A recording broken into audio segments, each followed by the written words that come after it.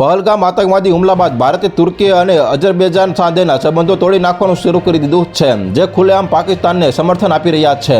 જે ભારતીયોએ આ દેશોની મુસાફરી બુક કરાવી હતી તેમણે પોતાની ટિકિટ રદ કરવાનું શરૂ કરી દીધું છે. એક રિપોર્ટ અનુસાર છેલ્લા એક અઠવાડિયામાં ભારતીય પ્રવાસીઓએ આ દેશો પ્રત્યે ખૂબ જ ઓછો ઉત્સાહ દર્શાવ્યો છે.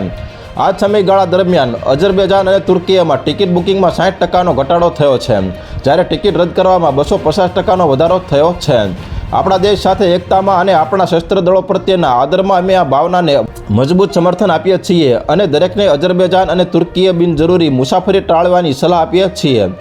અમે અમારા પ્લેટફોર્મ પર પ્રવાસીઓને આ બે સ્થળોની મુલાકાત લેવા માટે પ્રોત્સાહિત કરતી બધી જાહેરાતો અને ઓફરો પહેલાથી જ બંધ કરી દીધી છે.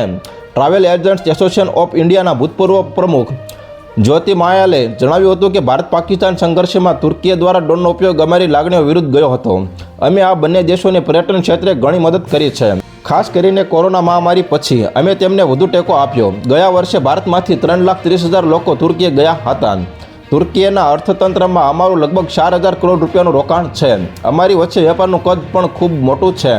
તો હાલ અત્યાર માટે આટલું જ મિત્રો. ફરી મળીએ નવી અપડેટ સાથે. તે પહેલાં વિડીયોને લાઇક કરી ગુજરાત ટોપ ન્યૂઝ ચેનલને સબસ્ક્રાઇબ કરો અને પાછળ આવેલું બેલ આઇકન પણ દબાવો, જેથી તમને નવી નવી ખબરો મળતી રહે.